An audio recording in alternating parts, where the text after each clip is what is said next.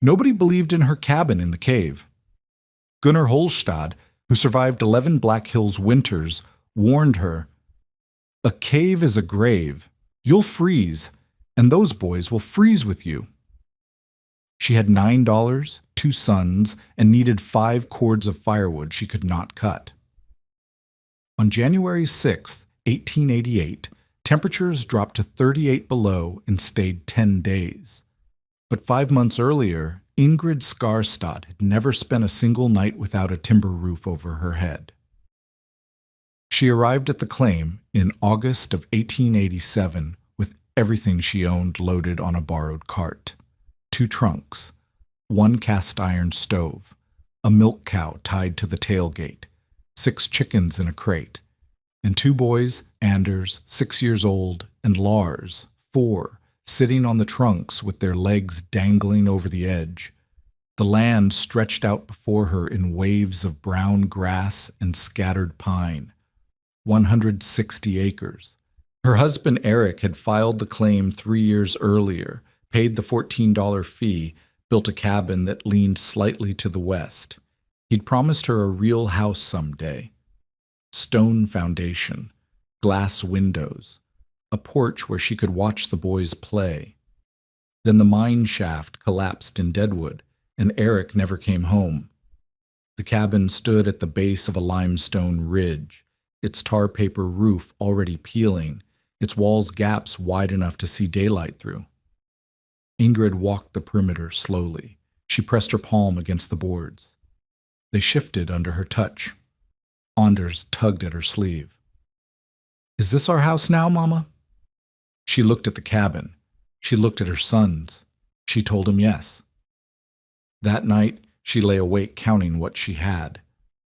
$9 in coins wrapped in a handkerchief, a quarter cord of wood salvaged from a fallen cottonwood, no horse, no wagon, no saw large enough to fell a tree, and winter coming in 5 months. In the Black Hills, winter did not arrive gently. It came with killing cold, 30 below, 40 below, and winds that drove ice crystals through every crack. A family needed fuel to survive, lots of fuel. The question wasn't whether you had enough. The question was how much enough actually meant. For Ingrid Skarstad, in a cabin with walls like sieves, the answer was terrifying. The old Norwegian came 3 weeks later. Gunnar Holstad had survived 11 Black Hills winters.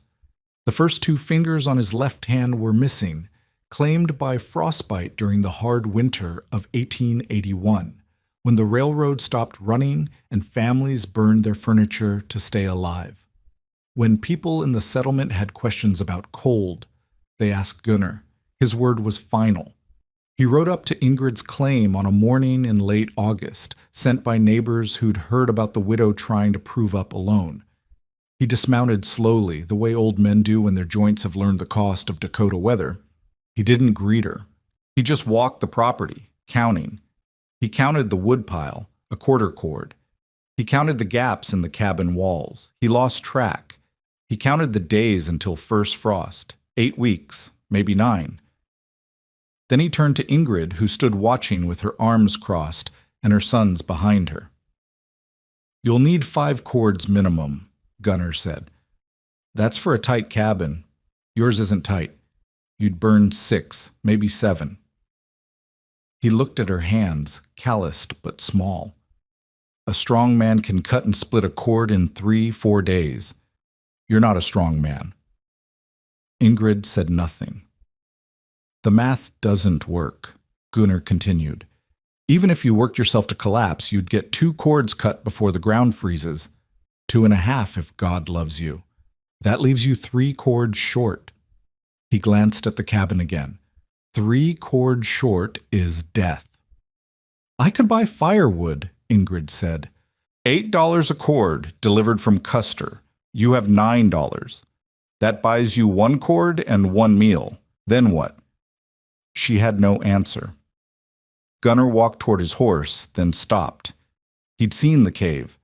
Everyone had seen the cave, a dark mouth in the limestone ridge, maybe 50 yards from the cabin, 12 feet wide, 8 feet tall, extending back into shadow. Don't even think about that, he said, gesturing toward it. I know what you're thinking, and you're wrong. Caves are cold. Colder than outside feels like. The stone sucks the warmth right out of you. I've seen men try to shelter in caves during blizzards. They died faster than the ones who stayed in bad cabins. Ingrid looked at the cave entrance. Have you been inside that one? Don't need to. Stone is stone. Cold is cold. He mounted his horse and gathered the reins. Sell the cow. Sell the chickens. Take your boys to Deadwood and find work before the passes close. A woman alone can't make this claim work. He paused, his eyes on her sons. A cave is a grave with a door, Mrs. Skarstad. You'll freeze in that stone tomb, and those boys will freeze with you. He rode away without looking back. That evening, Ingrid stood at the cave entrance alone. The boys were asleep in the cabin, wrapped in quilts against the August chill. She'd told them she was checking on the cow. She wasn't checking on the cow. The air coming from the cave was different. Outside, the temperature had dropped as the sun set. Her breath made small clouds. But the air drifting from the cave mouth wasn't cold. It wasn't warm either, not like summer warmth. It was something else, steady, constant, like the air in a root cellar. She remembered her grandfather in Norway. He'd kept a cellar carved into rock behind his farmhouse. Even in the worst winters, when snow buried the windows and ice cracked the water barrel, the potatoes in that cellar never froze. The earth keeps its own warmth, he told her once, pressing his wrinkled palm against the stone wall. The sky changes. The earth remembers. She remembered the miners in Deadwood, too, Eric's friends who worked the tunnels. They complained about the heat underground, stripped to shirt sleeves even when the surface was frozen. One man told her the deep shafts felt like summer all year round. Ingrid took a candle from her apron pocket. She lit it with a match and walked into the cave. 20 feet, 30, 40. The entrance shrank to a gray rectangle behind her. The candlelight made the limestone walls glow amber. She could hear water dripping somewhere deeper, a slow, patient sound. The floor was uneven but solid. The ceiling rose high enough to stand. She stopped where the light from outside faded to nothing. Then she pressed her palm against the cave wall. Cool, but not cold. The stone felt like October, not January, like autumn, not death. And this was August, when the outside air was still warm. What would this feel like in the killing months, when the wind drove 40 below air through every crack in every cabin in the territory? The sky changes. The earth remembers. She held her palm there for a long time, feeling the stone's steady temperature seep into her skin. Gunnar Holstad had survived 11 winters. He'd lost 2 fingers. He knew everything about fighting the cold, but maybe he'd never thought about not fighting it. She returned to the cave 3 more times that week. Each time she measured. The main chamber was roughly 16 feet wide and 20 feet deep, narrowing at the back to a crack too small to enter. The ceiling varied between 8 and 12 feet. The floor was scattered with loose rock and the bones of small animals, pack rats, a fox, but beneath the debris, the stone was solid. The temperature never changed. Ingrid didn't know the words for what she was discovering. She didn't know that caves maintain a constant temperature year-round, tied to the average temperature of the region above them. She didn't know that limestone transmits heat so slowly that seasonal variations never penetrate more than 30 or 40 feet. She didn't know that the Black Hills caves held steady near 50 degrees, regardless of whether the surface was baking or frozen. She only knew what her hand told her. This stone was warmer than the January air would be. Much warmer. And something else. Inside the cave, there was no wind. Wind was the killer. Wind tore through cabin walls and stole heat faster than any stove could replace it. A 40 below night with no wind was survivable. The same night with a 50-mile gust was death. In the cave, the wind didn't exist. She sat against the cool wall and did the mathematics in her head. A cabin starts each winter morning at the same temperature as outside, 40 below. To reach 65 degrees inside, warm enough for her sons to sleep without shivering, she had to raise the temperature 105 degrees. That took fuel, endless fuel. A fire roaring all night, fed by wood she couldn't cut. But if she built inside the cave, the walls started at 50 degrees, constant, year-round. She only needed to add 15 degrees to reach comfort. 15 instead of 105. A fire the size of a candle flame instead of a roaring blaze. What if the fuel requirement wasn't 5 cords? What if it was 1? What if it was less? Marta Thorson found her in the cave 3 days later. Marta was Ingrid's nearest neighbor, a practical woman with 4 children and a husband who spent more time at the Custer Saloon than at home. She meant well. She'd brought a loaf of bread and a jar of preserved plums, the kind of gift that announced "I'm worried about you" without saying it aloud. She found Ingrid on her hands and knees, clearing rock from the cave floor. "God in heaven," Marta said. "What are you doing?" Ingrid sat back on her heels. Her dress was filthy. Her hands were scraped raw. "Building," she said. "Building what?" "A shelter, a cabin, but inside the cave."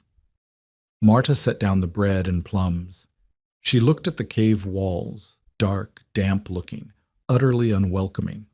She looked at Ingrid's face, exhausted but focused. She looked at the cleared area on the floor, roughly 10 feet by 12. "Ingrid," she said carefully, "have you lost your mind?" Ingrid stood and wiped her hands on her apron.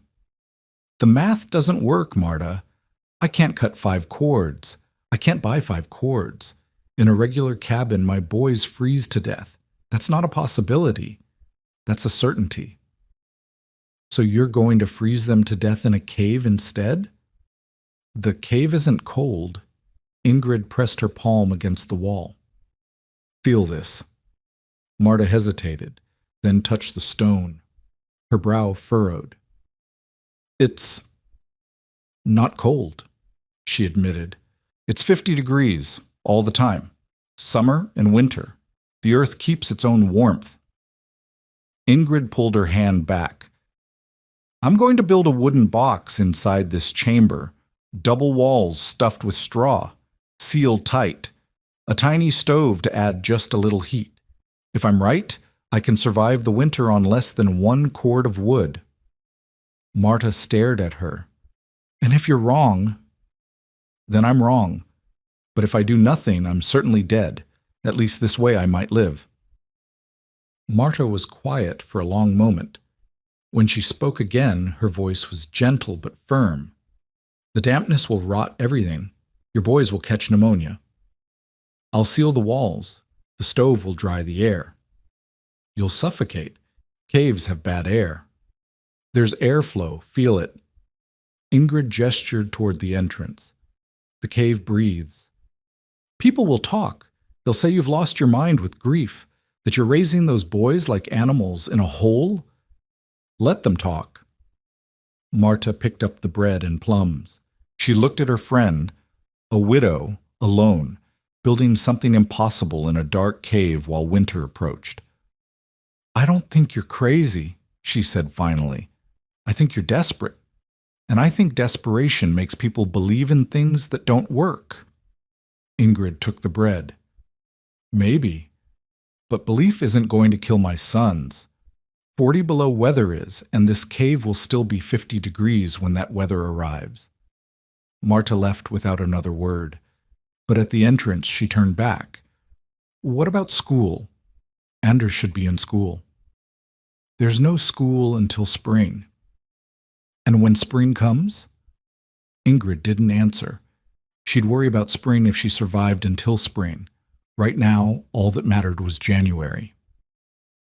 She walked to Custer the next morning, 8 miles each way, the boys on either side of her, complaining for the first mile and silent for the rest. The road was rutted and dusty. Her shoes wore a hole through the sole before she was halfway there. At the lumberyard, she counted out $7 in coins, nearly everything she had, and bought 600 board feet of rough-cut pine. Number: 2-dimension lumber, the cheapest grade, already weathered and warped in places. The yard man looked at her with something between pity and curiosity. "You building a cabin?" "Something like that." "Where's your husband?" "Dead." He looked at the boys. He looked at the lumber. He looked at her worn shoes and her thin arms. "You want me to deliver this?" $2 extra. She had $2 left. If she paid for delivery, she'd have nothing. No money for tar paper, for nails, for oakum to seal the cracks.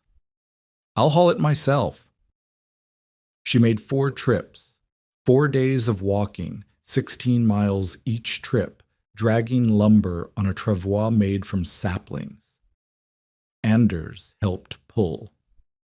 Lars rode on the wood when his legs gave out. By the 4th trip, blisters had turned to open wounds on Ingrid's hands, and her back had begun to seize in ways that wouldn't fully heal for weeks. But the lumber was at the claim, and she still had $2. Werner Grubb found her on the 3rd trip. She was resting beside the road, half a mile from Custer, when his wagon rolled up. Grubb owned the general store in town. He also owned the note on Eric's original land purchase, $42 still owed, due at spring. If Ingrid abandoned the claim or died before paying, Grubb could petition for the land at auction. He knew this. She knew he knew this. He pulled his wagon to a stop and leaned out, his round face shiny with summer sweat. 3 other men sat in the wagon bed, hired hands heading to a ranch further out. They watched with unconcealed interest. "Mrs. Skarstad," Grubb said, loud enough for everyone to hear. "I see you're still pretending you can work a man's claim." Ingrid kept her eyes on the road ahead. "Mr. Grubb, word is you're building some kind of shelter in that cave on your property, digging into the hill like a prairie dog." He chuckled. "Eric would be ashamed. He wanted a proper house for you, a frame house with glass windows, and here you are burrowing into the dirt." One of the hired men laughed. Grubb leaned closer, lowering his voice so only Ingrid could hear. "You should know I'll be at the auction when you're gone. That claim of yours has water rights and good timber access, worth quite a bit to the right buyer." Ingrid looked at him then. "I'm not going anywhere." "We'll see." He straightened and raised his voice again. $42, Mrs. Skarstad. Due in April. If you're still alive in April." He snapped the reins and the wagon rolled on. The hired men craned their necks to watch her as they passed, whispering to each other. She stood there until the wagon was out of sight. Then she picked up the travois ropes and kept walking. The weeks that followed blurred together into a haze of sawdust and splinters and aching muscles. First week, she cleared the cave floor, hauling loose rock in buckets and dumping it outside. She leveled a 10 by 12 area using scrap boards as guides. When the floor was flat enough, she laid sleeper beams, rough-cut 4x4s salvaged from the damaged cabin, and packed straw beneath them. The straw was free, cut from her small hay patch and dried in the September sun. Then she nailed down plank flooring, each board fitted tight against the next. The physical cost: splinters in her palms that she dug out by candlelight while the boys slept. A bruise across her thigh from a dropped beam that turned purple, then green, then yellow over the following weeks. Exhaustion so deep that she fell asleep one night with a hammer still in her hand. Second week. She framed the outer wall, vertical studs every 2 feet, horizontal nailers at top and bottom. The tar paper went on next, pressed flat against the boards, sealed at every seam with oakum she'd bought with her last 50 cents. The oakum was tarred hemp used by shipbuilders, almost impossible to find in Custer. She'd had to order it from Deadwood and wait 3 days for delivery. The setback, a hard rain on the 6th day. Water poured down the hillside and into the cave entrance, soaking her lumber stack. She spent 2 days moving the wet boards into the sun to dry, watching the sky for more rain falling further behind. 3rd week. She framed the inner wall, 4 inches from the outer. The cavity between them she stuffed with dry straw, armload after armload, compressed until no gap remained. The straw would hold the warmth in. The tar paper would keep the cave's dampness out. Anders helped hold boards while she nailed. Lars carried straw in bundles nearly as big as he was. The trade. A passing freighter stopped at her claim, his wagon loaded with goods for the mining camps. He saw her chickens and offered a trade, a bolt of canvas for 3 laying hens. The canvas wasn't worth 3 hens. He knew it. She knew it. But she needed the canvas for the interior walls, and she couldn't afford to refuse. 4th week. She lined the inside with canvas, stretching it tight, tacking it to the studs. She installed the stove, Eric's stove, the one he'd bought before the mine collapsed, the one she'd hauled all the way from Deadwood on the back of the borrowed cart. The stovepipe angled toward the cave entrance, 15 feet of tin fitted together with wire and prayer. Then she cut a ventilation gap near the cave mouth, 12 inches square, covered with loose boards she could slide open or closed to control airflow. The first frost came on October 23rd. She lit the stove that morning, feeding it just a few sticks of kindling, barely enough to make a flame. Outside temperature, 28 degrees. Cave ambient temperature, 51 degrees. Inside the shelter, 64 degrees. Fuel used, a handful of sticks. For the first time in months, Ingrid allowed herself to believe she might survive. Gunnar Holstad rode past her claim 3 times during those weeks. Each time, he slowed his horse and watched her working. He never stopped. He never spoke. But she could feel his eyes measuring, calculating, waiting for her to fail. Marta visited twice more. The first time, she brought eggs and said nothing about the shelter. The second time, she stood inside the shelter for 5 minutes, feeling the walls, touching the stovepipe, looking at the beds Ingrid had built against the far wall, one for her, one for the boys to share. "It's warm in here," Marta said quietly. 60 degrees, Ingrid replied, "and I haven't lit the stove today." Marta left without comment, but something in her expression had shifted. Pity had become curiosity. Curiosity was beginning to resemble something else. Werner Grubb spread word through Custer that Ingrid Skarstad was living like an animal and neglecting those boys. He filed a concern with the county about the children's welfare. The county had no resources to investigate until spring. By then, Ingrid figured they'd either be dead or they'd be proof. The first unexpected help came on the last day of October. Old Man Halverson appeared at the cave entrance just after dawn, pulling a travois loaded with split firewood. He was a Norwegian widower, reclusive, who lived 7 miles north and rarely spoke to anyone. Ingrid had met him exactly once, at Eric's funeral, where he'd stood at the back and left before the burial. She watched him drag the travois to the cave mouth and stop, breathing hard. "Half a cord," he said, gesturing at the wood. "Dry oak, split last spring." Ingrid stared at him. "I can't pay for this." "Didn't ask you to pay." He tugged at his collar, uncomfortable. "Your grandfather was Knut Skarstad from Trondheim. He helped my family once, long ago. before you were born. She hadn't known. Her grandfather had never mentioned it. I knew him, Halverson continued. He wasn't a fool. He understood things about the cold that others didn't. He looked at the cave entrance, at the shelter visible just inside, the stovepipe trailing out, the double walls she'd built against the dark. I think his granddaughter understands, too. He held out his hand. Trade? She didn't understand. 1 jar of your preserved blackberries, he said. For the wood, a fair trade. The wood was worth $3, the blackberries 30 cents. It wasn't a trade. It was charity disguised as respect, and he was giving her a way to accept it without losing her pride. She retrieved the blackberries from the shelter. She handed them to Halverson.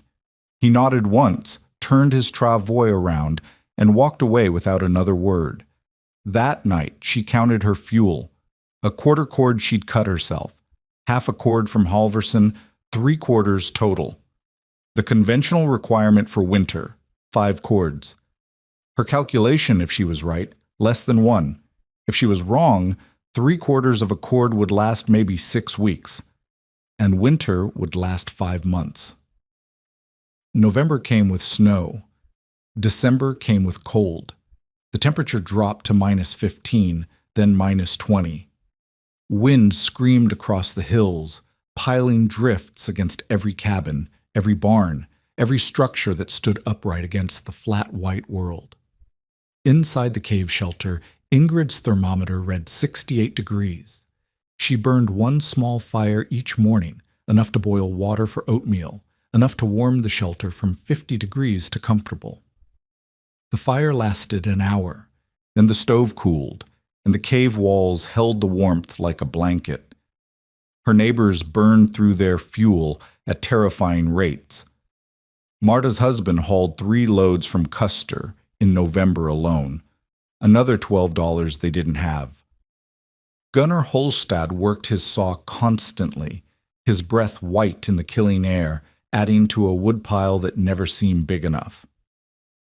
Ingrid's woodpile shrank slowly. So slowly. By Christmas, she'd burned perhaps 1/8 of a cord. At that rate, her 3/4 would last all winter and into spring. But everyone said the same thing. Wait until January. January, when the real cold came. January, when the hard winter of 1881 had killed cattle by the thousands. January, when the sky turned white and stayed that way.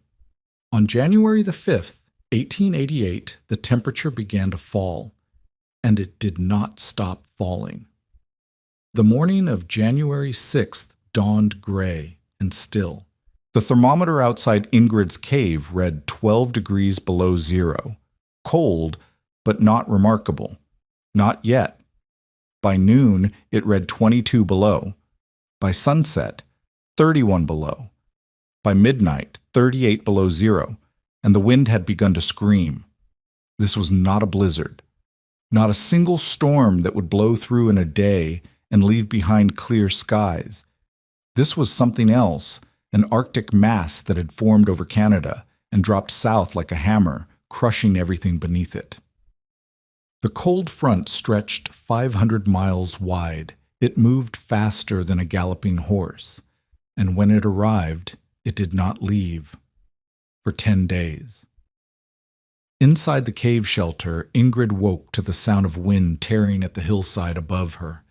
The canvas walls billowed slightly, the cave breathing, adjusting to the pressure change outside. She checked the thermometer she'd hung near the entrance. Shelter interior, 62 degrees. She lit a small fire in the stove.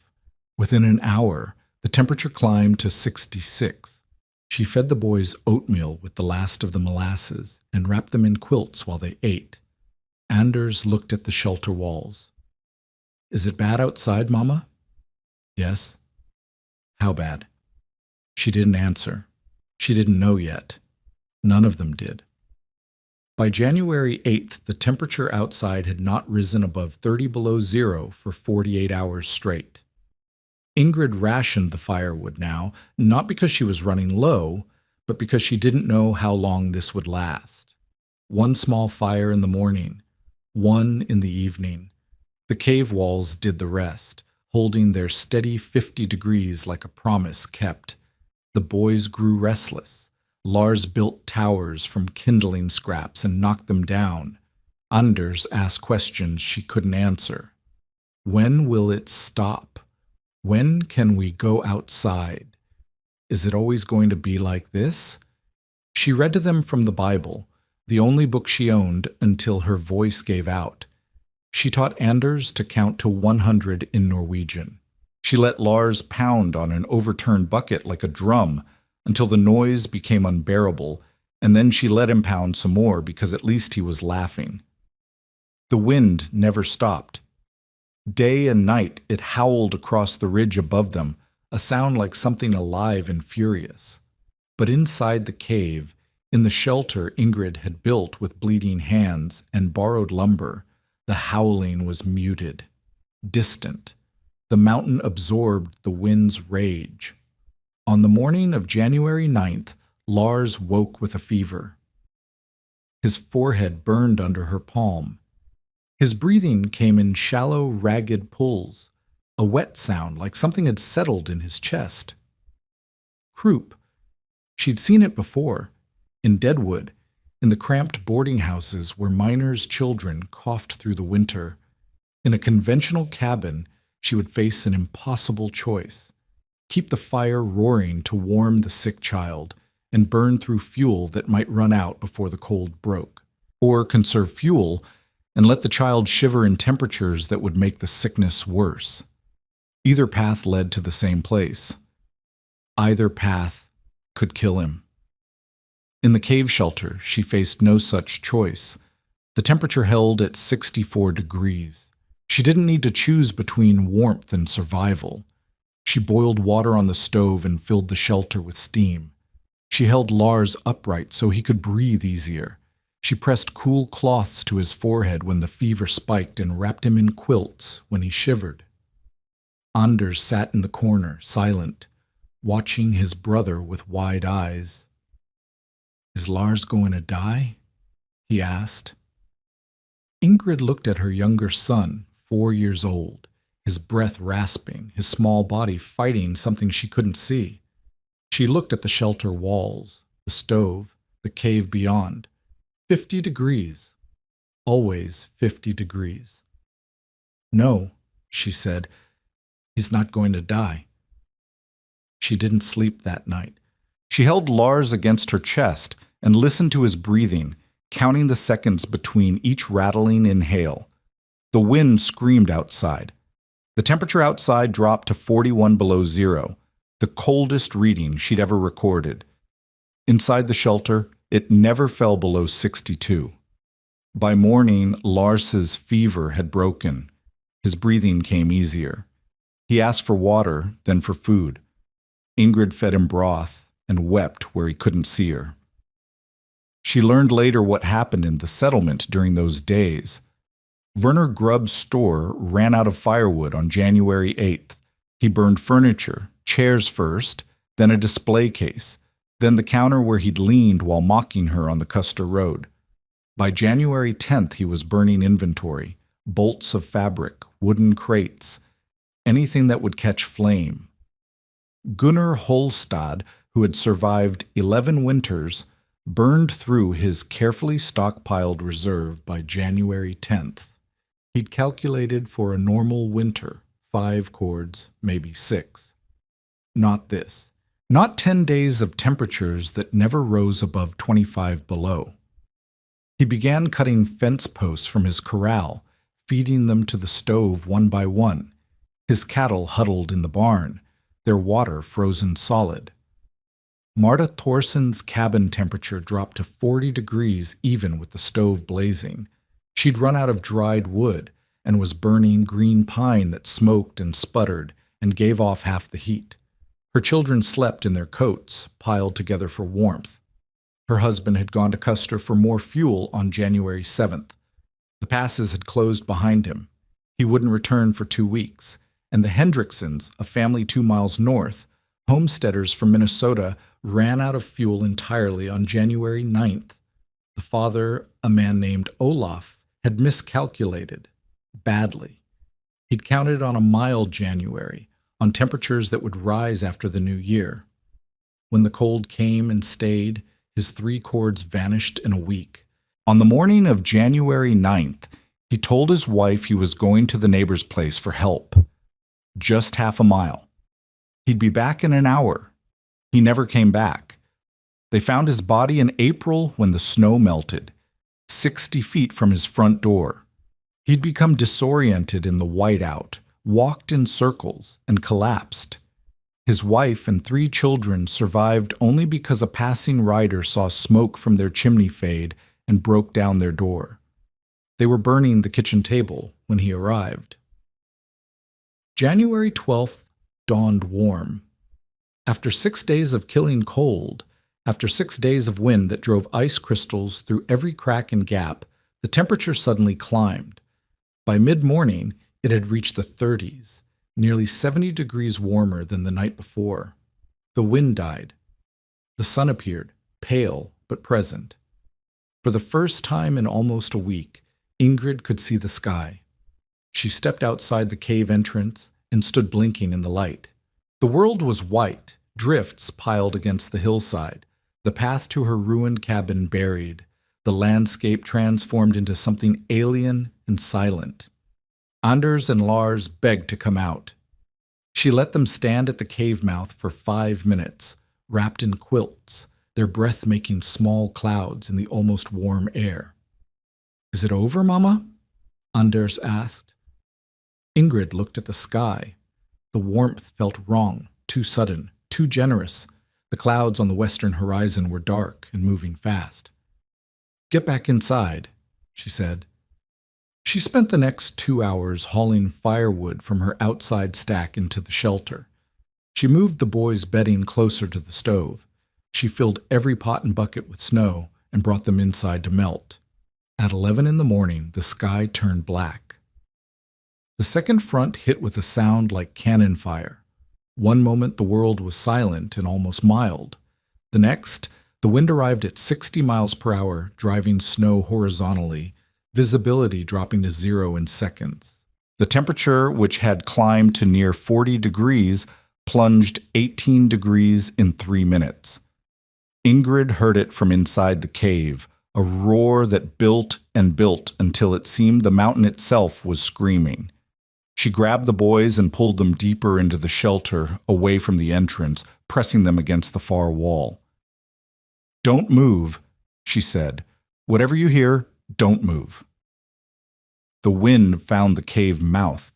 It howled into the darkness, a freezing blast that knocked loose stones from the walls and sent dust spiraling. The shelter's outer wall, the tar paper, the oakum seams, held.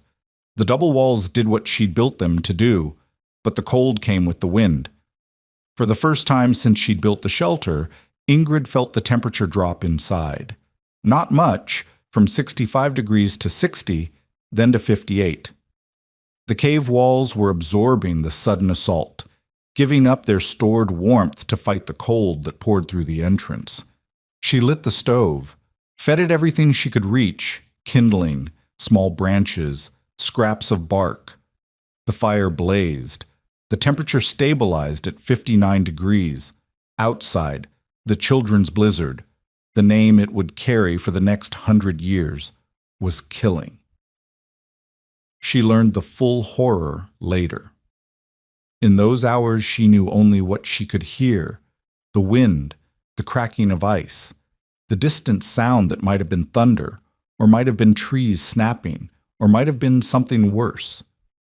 2 children from the Larson family, half a mile east, had been sent to fetch water during the warm spell. The well was 200 yards from their cabin. When the front hit, they were caught in the open. Their mother found them the next morning. They'd made it halfway back. They were frozen solid, still holding hands. The schoolhouse in Custer lost its roof at 1 in the afternoon. The tar paper peeled away first, then the sod, then the rafters themselves, torn off by wind that gusted to 70 miles per hour. The teacher, a woman named Clara Paulson, 22 years old, 6 months in the territory, herded her students into a corner and burned desks for warmth. She burned the floor planks. She burned the door. They survived. Barely. Cattle froze standing upright in pastures across the territory, their bodies forming dark statues against the white drifts. Horses died in their stalls. A man in Huron walked outside to check on his livestock and was found the next morning frozen to his barn door, his hand still on the latch. The temperature dropped to 45 below zero by nightfall. Wind chill calculations wouldn't be invented for another 50 years, but modern estimates suggest the effective temperature that night approached 70 below. Inside the cave shelter, Ingrid kept the fire burning, and the temperature held at 60 degrees. The boys slept. The wind raged, and she sat awake all night, listening to the mountain protect them. The pounding came just after midnight. At first she thought it was the wind, a branch hitting stone, debris driven against the hillside. But it came again and again. A rhythm, a pattern. Someone was at the cave entrance. She took the lantern and walked toward the mouth, her heart pounding. The wind fought her, driving ice crystals into her face, blinding her. She raised her arm to shield her eyes and pushed forward. A shape in the darkness. Then another. Then more. Marta Thorson stood at the entrance, ice crusted on her eyebrows, her youngest child clutched to her chest. Behind her, Gunnar Holstad, his face white with frostbite, supporting his elderly wife. Behind them, more shapes, more people, a line of shadows emerging from the white hell. "Please," Marta said. Her voice cracked. "We have nowhere else to go." Ingrid stepped aside. They came in one by one, 11 people in total, including 5 children, Marta and her 4, Gunnar and his wife, the Eriksson family from the next claim over, a young homesteader named Johan, whose cabin had collapsed under the snow load. The shelter was 10 feet by 12, built for 3. Now it held 14. The stove couldn't heat this many bodies, but it didn't need to. The cave walls held their 50 degrees regardless of how many people stood inside. Body heat did the rest. Within an hour, the shelter temperature had climbed to 70 degrees. No one shivered. Children who had been crying fell silent, stunned by the warmth. Ingrid made broth from her dwindling supplies, the last of her dried beef, the last of her carrots. She fed everyone. She gave the children her blankets. She sat against the wall and watched the people who had called her crazy drink soup in her stone tomb. Gunnar Holstad's wife wept quietly, her frozen hands wrapped around a warm cup. She couldn't stop saying, "Thank you." She said it over and over until the words lost meaning. Gunnar himself said nothing. He sat in the corner, his face unreadable, staring at the walls. Werner Grubb did not come. He stayed in his store, burning the last of his inventory, shelving ripped from the walls, the counter where he'd made his predictions of her death. He survived, but he lost 3 toes to frostbite. His store would never fully recover. The $42 debt he held over Ingrid's head suddenly seemed very small. The wind died before dawn on January 13th. The survivors emerged from the cave into a world of white silence. The temperature was still 20 below zero, bitter cold by any normal measure, but after what they'd endured, it felt almost mild. The sky had cleared to a pale blue. Drifts rose 6 feet high against every structure that remained standing. Ingrid stood at the cave entrance and watched them go, one by one, back to whatever was left of their homes. Marta paused to embrace her. Gunnar's wife kissed her cheek. The children waved. Gunnar Holstad was the last to leave. He stood before her, An old man who had survived 11 Dakota winters, who had lost 2 fingers to cold, who had told her in August that a cave was a grave. "I was wrong," he said. Ingrid waited. "I told you the cave would kill you. I told you the stone would suck the warmth from your bones." He looked at the shelter behind her, the double walls, the stovepipe, the canvas lining visible through the open door. "I've never seen anything like this in 11 winters, not once." "The earth keeps its own warmth," Ingrid said. "My grandfather taught me that." Gunnar nodded slowly. "Your grandfather was a wise man." He paused. "And his granddaughter is wiser." He walked away into the snow, but at the top of the ridge, he turned back. "I want to build one," he called. "A shelter like yours. Will you teach me?" She would. The conversions came quickly after that. Marta visited 3 days later, her skepticism transformed into something close to awe. She walked the cave, touching the walls the way she had before, but now she understood what the coolness meant. "They're warm," she said, the same word she'd spoken months ago. But the meaning had changed. In the middle of January, after the worst storm any of us has ever seen, the stone is warm. Before she left, she asked Ingrid to examine her own property. "There's a limestone ridge on the south side. I never thought anything of it, but maybe—" Ingrid walked Marta's land the following week. The limestone outcropping wasn't deep enough for a full shelter, but it was deep enough for a root cellar, and a root cellar built right, with double walls and good insulation, could become an emergency refuge. She sketched a design. Marta's husband, sobered by his 2-week absence during the storm, began digging that spring. Gunnar Holstad cleared a limestone overhang on his property and spent the summer building. His shelter was larger than Ingrid's, 12 by 16 feet, with a separate space for his animals. By the following winter, he burned less than a quart of firewood for the entire season. 3 families from Custer rode out to examine Ingrid's shelter in the weeks after the blizzard. She explained everything: the constant temperature, the double walls, the straw insulation, the angled stovepipe. She drew diagrams in the dirt.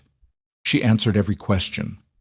When Johan Eriksson, the young homesteader whose cabin had collapsed, asked to apprentice with her to learn the method, she agreed. He spent 3 months helping her expand the shelter and learning the principles. By fall, he'd built his own cave-adjacent structure on a claim near Hill City. She never charged a cent. She never asked for anything in return. "My boys are alive," she told Marta, when asked why she shared so freely. "What else would I need?" Werner Grubb never apologized.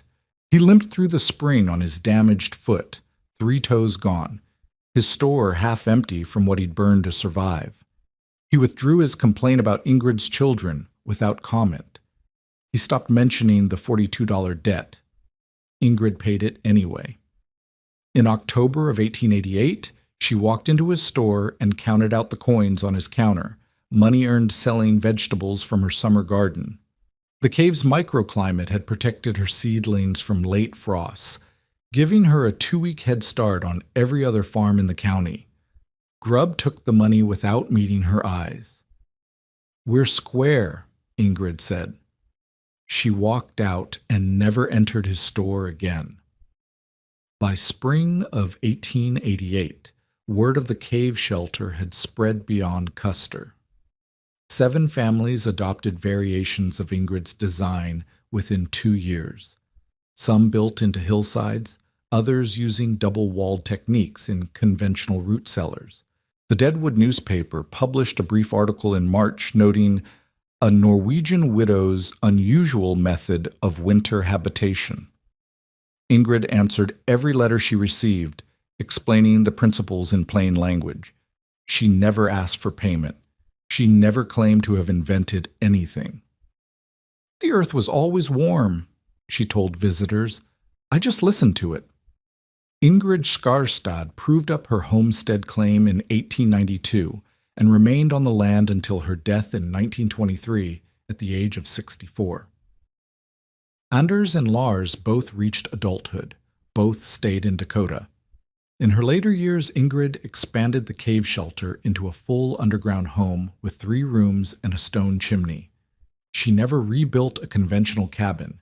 When asked why she still lived in a cave after all those years, she smiled. "Why would I fight the mountain? The mountain keeps me warm." On January 6, 1888, the temperature in the Black Hills plunged to 38 degrees below zero and stayed there for 10 days. Gunnar Holstad, who had survived 11 Dakota winters, stood on Ingrid Skarstad's threshold that September and told her plainly, "A cave is a grave with a door. You'll freeze in that stone tomb, and those boys will freeze with you." He was wrong. On the worst night of the worst winter in territorial memory, while children froze in schoolyards and families burned their furniture to stay alive, Ingrid Skarstad's sons slept soundly in 65-degree warmth. She used less than 1 cord of firewood for the entire winter. The neighbors who mocked her came to her door begging for shelter, and she let every one of them inside. The last morning after the blizzard, Ingrid stood at the cave entrance as the sun broke through. The air was still and cold, 20 below, the snow blinding white against the pale sky. Behind her, in the shelter she had built with her own hands, her boys were eating oatmeal by a small fire. Around her lay a world that had tried to kill them and failed.